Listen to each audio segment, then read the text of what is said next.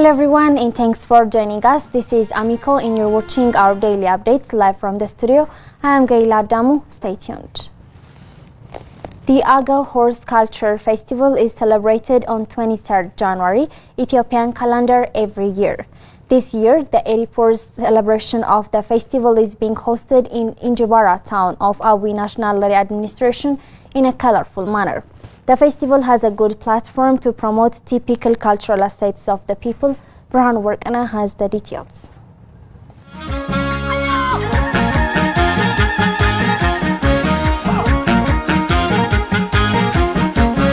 January is one of the eventful months in Amhara region. Amhara region has untapped cultural and natural heritages still waiting to be inscribed in UNESCO. Christmas, Timkat and Gion Festival are among festivals celebrated in the region. Similarly, January 23 Ethiopian calendar is also a unique day for Awi Nationality Administration Zone.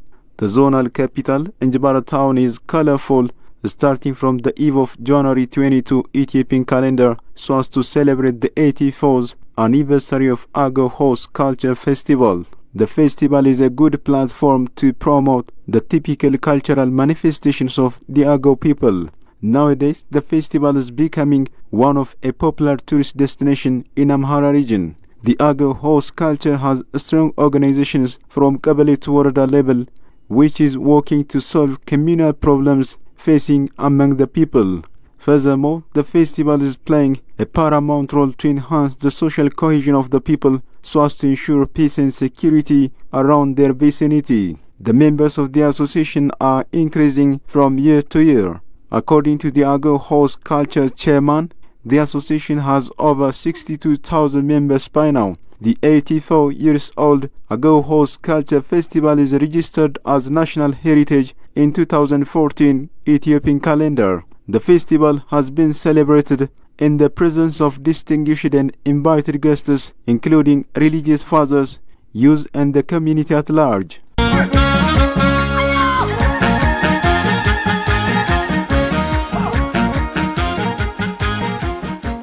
Foreign policy advisor to the Prime Minister, Ambassador Taye Asqeselase, said the return of Sahai aircraft is a diplomatic success based on understanding and true friendship.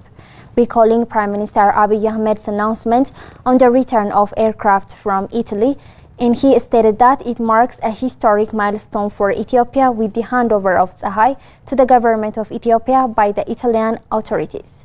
Ambassador Taye shared on his X page that this is a diplomatic success based on understanding and true friendship.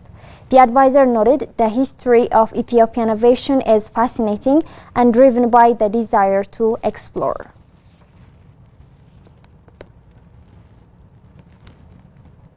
Agriculture Minister Girma Mente said that Ethiopia's food system has been progressing with an eye on realizing an economy-wide transformation. Brahan Workana has the details. The minister made the remark at a validation workshop for the Ethiopian Food Systems Transformation Country Diagnosis study organized by Ministry of Agriculture, Ministry of Health and the Ethiopian Agricultural Transformation Institute. Opening the workshop, Agriculture Minister Girma Mente highlighted the importance of the workshop in facilitating the successful implementation of the food systems roadmap. It was learned the objectives of the workshop were to review and validate results of the study carried out by Agricultural Transformation Institute Analytics in collaboration with the 15 Ethiopian Food Systems member ministers, development partners and other stakeholders. According to the minister, there is a synergy among the food systems transformation and the 10-year development plan and relevant sectoral programs and investment portfolio. To realize the food systems transformation agenda, Ethiopia has designed food system and nutrition governance and interministerial interim committee consisting of 15 sectoral ministers to lead coordination and ensure policy and operational coherence among development participants. Ethiopia's food systems are rapidly evolving, being driven by major contextual changes including high population growth, rapid urbanization, infrastructure investments and income growth. Accordingly, these changes are illustrated by dietary, agricultural and supply chain transformations. Health State Minister Dereje Duguma said The workshop is an important event to know the capacities that the sectoral ministers have, the resources needed as well as the gaps, and how to bring more resources to decrease the gaps in terms of financing. The state minister called upon partners, the stakeholders and everyone to bring more resources and efforts in order to realize the nation's ambition in the sector. Ethiopian Agricultural Transformation Institute Director General Mandefro Nogze reaffirmed the commitment of the institute to coordinate and conduct extensive studies on Ethiopian food systems transformation. Established by Prime Minister Abiy Ahmed, the Ethiopian Food Systems Transformation and Nutrition Inter-Ministerial Steering Committee comprises 15 ministries co-chaired by the Ministry of Agriculture and the Ministry of Health. The Inter-Ministerial Steering Committee was established to coordinate and guide the Ethiopian food systems transformation, food and nutrition platform and the Sakota Declaration. The Information Network Security Administration (INSA) said it has successfully thwarted 98.56% of the 4,623 attempted cyber attacks targeting government and private institutions during the past 6 months of the Ethiopian fiscal year. In his presser, Information Network Security Administration Director General Solomon Soka said cyber attacks have surged by 115% when compared to same period last year. Solomon added that had the attack succeeded, the nation could have incurred over 10.5 billion loss.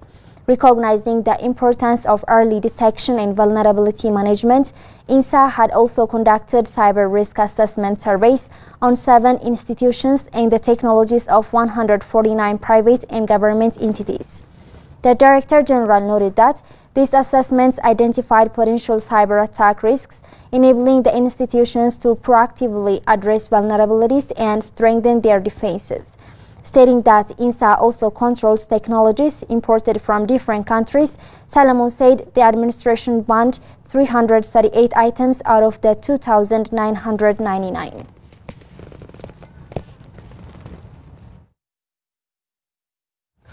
Ambassador Hirut Zamene said that efforts are underway to engage widely Benelux investors in horticulture, pharmaceuticals industry and other fields in Ethiopia.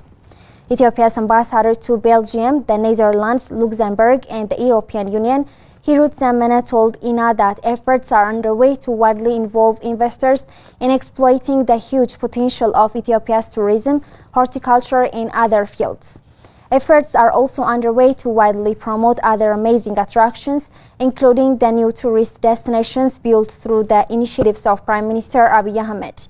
Hirut further stated that various activities are being carried out in promoting Ethiopia's tourism attractions and investment opportunities to European countries. Promotions would, for instance, be made at the annual Brussels Holiday Fair that will be held from 4th to 10th February 2024, she stated. The 65th annual Brussels Holiday Fair is expected to attract more than 100,000 visitors. In this way, promotion works will be carried out to enable the Benelux investors engage in horticulture, pharmaceutical industry and other fields in Ethiopia.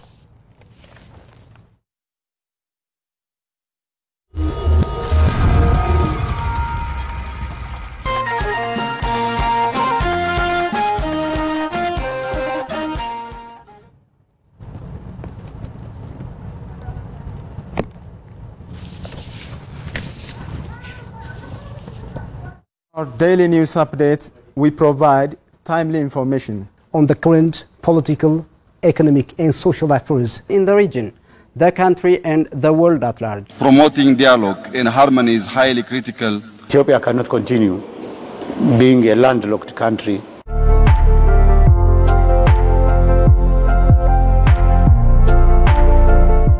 We dig deep to uncover the hidden wisdom, extraordinary art and cultural resources of the region.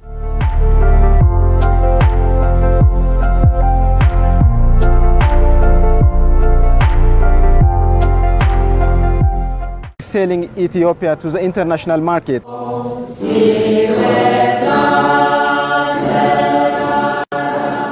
While fasting, Christians are expected to be in a spirit and as well a state of calm.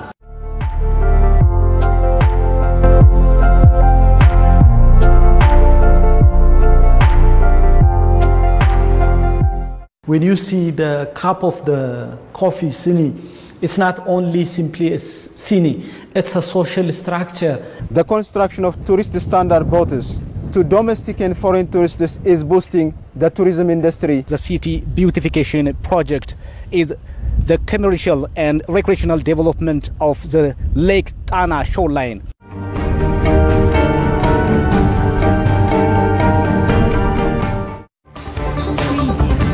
Our daily updates does not stick with the local only. In our interconnected world, what happens on the other side of the border can shake our table. We provide important information on what happens beyond borders. The number of arrivals from Sudanese side to Ethiopia via border town of Metemma Yohannes is showing increment. We commend the work done by the mission before and since the outbreak of the conflict. Britain's Home Secretary traveled to the East African country. Israel would need to find a civilian government to govern the enclave. The youth have a voice in the climate discourse. In our daily news updates, we provide live updates of grand religious and cultural occasions, outdoor events. Lots of music, lots of color, people happy everywhere. And they need to come here and experience the diverse scenery. Hundreds and thousands of Orthodox family followers are gathered. Thanks for watching and stay tuned with the rest of our programs.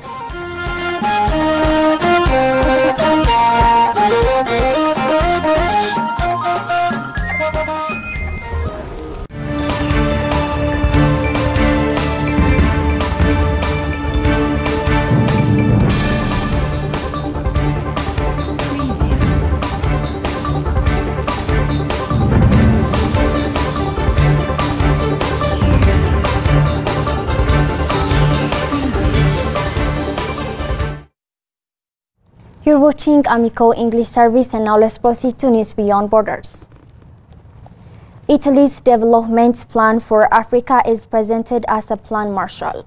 It seeks to fulfill two ambitions: reducing illegal migration through economic prosperity and transforming Italy into a key energy supply hub. If the head of the UN Migration Agency warned against scaling down rescue missions on the Mediterranean, she welcomed the summit. The Director General of the International Organization for Migration, Amy Pope, said that the fact that the conversation is not actually all about migration, but about how you drive better development outcomes, how you invest in green energy, how you invest in job training, that is a much more effective way of dealing with migration pressures than just talking about how do we stop people from crossing the Mediterranean. The summit included presentations by Italian ministers detailing various aspects of the plan, as Africa News reported it.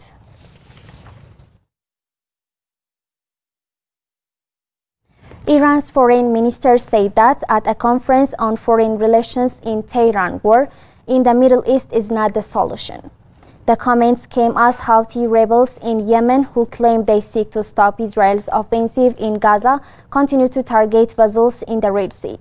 Iran's foreign minister said unilateralism by the West in its blind, unquestioning support for an illegitimate apartheid and occupying regime has reverted all achievements by human beings in the field of multilateralism and international law.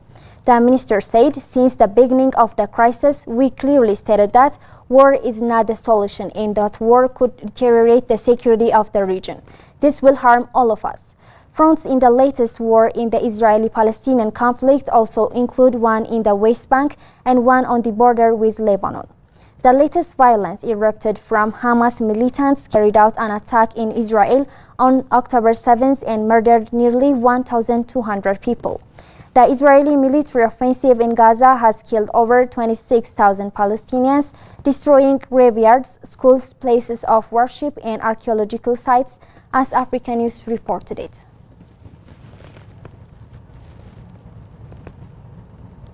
That's all the news we have for today. I'm Gaila Damu. Thanks for watching and stay tuned with Ameco.